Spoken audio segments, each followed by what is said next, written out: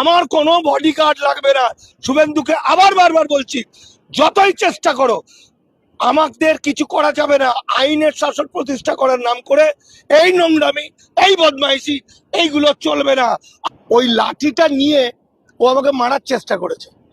এবার যেই মারার চেষ্টা করেছে তারপরেই দেখি শিখাদি চলে এসছে ঝট করে। দেখুন, আমি এটা আক্রমণ বলবো কিনা জানি না, তবে যেটা ঘটনা সেটা হচ্ছে আমি বেশ কিছু মাল নিয়ে ভেন্ডারে উঠেছিলাম মদনপুর যাওয়ার জন্য শিয়ালদা থেকে। এমনিতেই আমি কিন্তু সরকার পাল্টানোর পরে গোটা পশ্চিমবঙ্গ ঘুরে বেড়াই, আমার ক্ষেত্রে সেরকম কিছু ঘটেনি খারাপ কিছু। কিন্তু আজকে আমি ভেন্ডারে বসে আছি আর আমার সাতটা মতো বস্তা ছিল ভেটিবার কাছে। ওই বস্তায় একজন বসে দেখে আমার দিকে তাকিয়ে আছে, আর ভেন্ডারে হয়তো 10 লোক প্রথমে ছিল। এইবার তারপরে সেই লোকটা আমাকে বলছে, আপনি কি মানিক ফকির? আমি বললাম হ্যাঁ। এবার সে খিস্তি দেওয়া শুরু করলো এবং চিৎকার চেঁচামেচি শুরু করেছে। আমি চুপ করে আছি। এবার আমি ভাবছি যে ও এমন চিৎকার করছে এবং আর 5 জন লোককে জড়ো করছে, বেশ কিছু লোকও জড়ো হয়েছে, ওদের পক্ষেও কিছু লোক এসছে এবং ও ভিডিও দেখিয়ে বেড়াচ্ছে এবং ভাবটা দেখাচ্ছে যে না আমাকে তুলে ফেলে দেবে। আর আমি একটু চিন্তাও করছিলাম যে আমার সঙ্গে তো কেউ নেই, যদি ফেলে দেয়, কারণ আমাদের শিখাদি ছিল লেডিস কামরায়। এবার আমি ওই টাইমের মধ্যে শিখাদিকে ফোন করেছি। এবার শিখাদি আসার আগেই উল্টো দিকে একজন বসেছিল, তার কাছে একটা মোটা লাঠি ছিল। ওই লাঠিটা নিয়ে ও আমাকে মারার চেষ্টা করেছে। এবার যেই মারার চেষ্টা করেছে তারপরেই দেখি শিখাদি চলে এসছে ঝট করে, অশ্রাব্য ভাষায় গালাগালি দিচ্ছে, ও যেন আমাকে মেরে ফেলবে। তখন এটা ছিল মূল ঘটনা।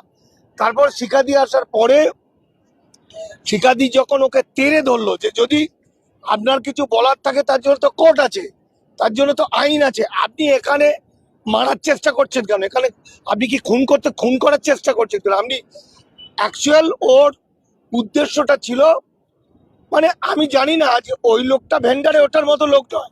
ও মনে হচ্ছে কোনো আজকে জামাই ষষ্ঠী ছিল, হয়তো বউ পরিবারের লোকেরা অন্য কম্পার্টমেন্টে ছিল, হয়তো জায়গা পায়নি বলে এখানে উঠেছে। প্রথমত ভেন্ডারে ওঠাটাই ওর অপরাধ, বেআইনি। দ্বিতীয়ত রেলের এরিয়ার মধ্যে এরকম ভাবে কাউকে আক্রমণ করতে চেষ্টা করা মানে ওর মানে এমন শাস্তি হবে যে ভাবতে পারবে না। দেখুন, আমি প্রথম কথা, যাদের জন্য লড়াই করি নিঃশর্ত নাগরিকত্বের, তাদের এফআইআর করবো আমি এটা ভাবতে পারি না।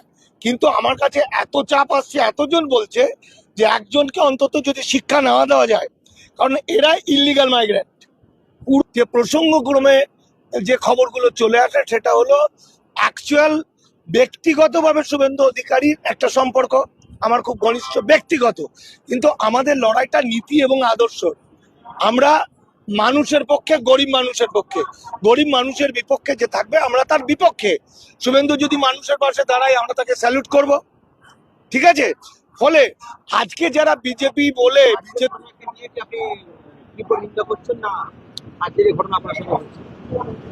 দেখুন পুরোটাই তো নিন্দা। কারণ মুখ্যমন্ত্রী বলছেন, মাননীয় মুখ্যমন্ত্রী বলছেন আইনের শাসন, শাসনের আইন নয়।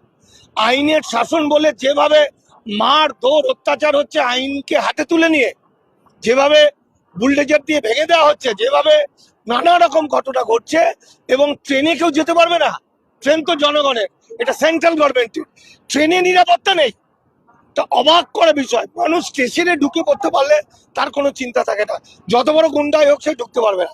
কিন্তু ট্রেনের ভিতরে ঢুকে তাদের এই ইলিগাল মাইগ্রেন্ট, অবৈধ অনুপ্রবেশকারী, আইনের চোখে অবৈধ অনুপ্রবেশকারী তো হিন্দু মুসলমান নয়, এত বাড়াবাড়ি করছে, এত তাদের ভয়ঙ্করতা, এত বাড়াবাড়ি যে স্টেশনের মধ্যে ঢুকে সে খুন করতে চাইছে, মারতে চাইছে। ফলত এর প্রতিবাদ হওয়া উচিত। এবং শুভেন্দু অধিকারী বিরোধী থাকাকালীন তার 60টা-50টা বডিগার্ড ছিল, এখন 600 বডিগার্ড থাকতে পারে। আমি প্রতিবাদী, আমি একজন লেখক, গবেষক, আমি দামাল বাংলা দলিত আদিবাসী মাইনরিটি আন্দোলন লীগের নেতা। আমার একটা বডিগার্ড থাকবে না, আমার বডিগার্ড জনগণ। ঠিক যেইভাবে ওই শিখাদি যেভাবে চিৎকার করে ওই মানুষটার সঙ্গে লড়াই করলেন, শিখা মণ্ডল সাহিত্যিক দামাল বাংলার, যেভাবে সাধারণ মানুষরা আমার পাশে এসে দাঁড়ালেন সেইভাবে সাধারণ মানুষ লাগবে। আমার কোনো বডি গার্ড লাগবে না। শুভেন্দুকে আবার বারবার বলছি, যতই চেষ্টা করো আমাদের কিছু করা যাবে না। আমি কোনো মন্তব্য করব না। আমি বলেছি যে আমি তৃণমূল কংগ্রেসের মুখপাত্র, আমি সুমিত রায়ের মুখপাত্র নই। ফলে সুমিত রায়ের সঙ্গে পুলিশ কি করছে এইসব বিষয়ে আমি একটি প্রশ্নেরও আমি উত্তর দেব না, কারণ সুমিত রায় নিয়ে কথা বলতে গেলে কেউ কেউ আবার রেগে যায়। আচ্ছা কুণাল, বরুণ বিশ্বাসের পরিবার এখন পালা বদলের পর নতুন করে রেল পুলিশ এবং রাজ্য পুলিশের কাছে বরুণ হত্যার তদন্ত নতুন করে হোক সেই দাবি তারা জানাচ্ছে। বরুণ বিশ্বাস একজন, এবং এই বিষয়ে আরেকটা বিষয় আছে যে গোটা ঘটনায় জ্যোতিপ্রিয় মল্লিকের ভূমিকা একটা ছিল এবং সেই ভূমিকা খতিয়ে দেখে নতুন সরকারের পুলিশ ব্যবস্থাকে তিনি এই বিষয়ে দাবি জানিয়েছেন। বরুণ বিশ্বাস নিয়ে আমি যদি কোনো ব্যক্তিকে কেন্দ্র করে যদি কোনো অভিযোগ বা প্রচার হয়, এ নিয়ে আমি একদম বলতে পারবো না, কারণ এখন সেই কোনো ব্যক্তিকে টার্গেট করার নানা রাজনৈতিক প্রেক্ষিত থাকতে পারে। কিন্তু আমি এটুকু বলবো, বরুণ বিশ্বাস একজন অসামান্য লড়াকু ছিলেন এবং দুষ্কৃতীরা তাকে খুব কুৎসিতভাবে হত্যা করেছিল, এ নিয়ে কোথাও কোনো সন্দেহ নেই। এবং তার পরিবার বা তার এলাকায় লোক, তারা যদি নতুন করে কোনো তদন্ত চান সেটা সম্পূর্ণ তাদের ব্যাপার। তার বিরোধিতা অ্যাটলিস্ট আমরা করছি না। তার কারণ এটা অত্যন্ত একটা ওই জায়গায় একটা ত্রাস তৈরি হয়েছিল, একের পর এক ধর্ষণ, একের পর এক নারী নির্যাতন। এটা আগের জমানা থেকে হয়ে আসছিল। সুটিয়া ওই জায়গাটা একটা কুখ্যাত একটা গ্যাং ওখানে অপারেট করছিল। এবং বরুণ বিশ্বাস একজন শিক্ষক মশাই, এবং তিনি তাদের বিরুদ্ধে, সেই দুষ্কৃতী গ্যাংয়ের বিরুদ্ধে জনমত গঠন করা, একটা প্রতিরোধ গড়ে তোলা, সেগুলো তিনি করেছেন। বারবার আক্রান্ত হয়েছে এবং তাকে শেষ পর্যন্ত খুন করে দেওয়া হয়েছিল। ফলে তার বাড়ির লোক বা পাড়ার লোক যদি কোনো তদন্তে অসন্তুষ্ট থাকেন এবং তারা যদি নতুন করে কোনো তদন্ত করতে চান, তার বিরোধিতা করব না। তবে দেখতে হবে সেটা যেন একদম রাজনৈতিক ভেন্ডেটায় পরিণত না হয়। আচ্ছা, আজকে হচ্ছে আন্তর্জাতিক যোগ দিবস উপলক্ষে রেড রোডে বিশাল অনুষ্ঠানে প্রধানমন্ত্রী, মুখ্যমন্ত্রী আমি তো ভোর থেকে অংশ নিয়েছেন।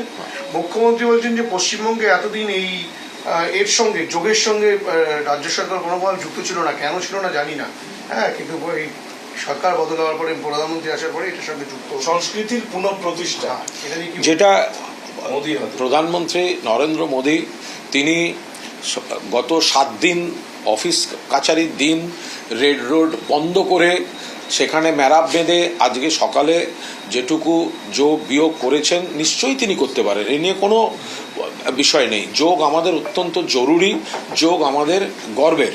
কিন্তু একটা বিষয় খুব স্পষ্টভাবে বলি, হঠাৎ এখন আজ থেকে হঠাৎ এই যোগ শুরু হলো, সেটা কিন্তু কোনো অবস্থায় এটা ভাবার কোনো কারণ নেই।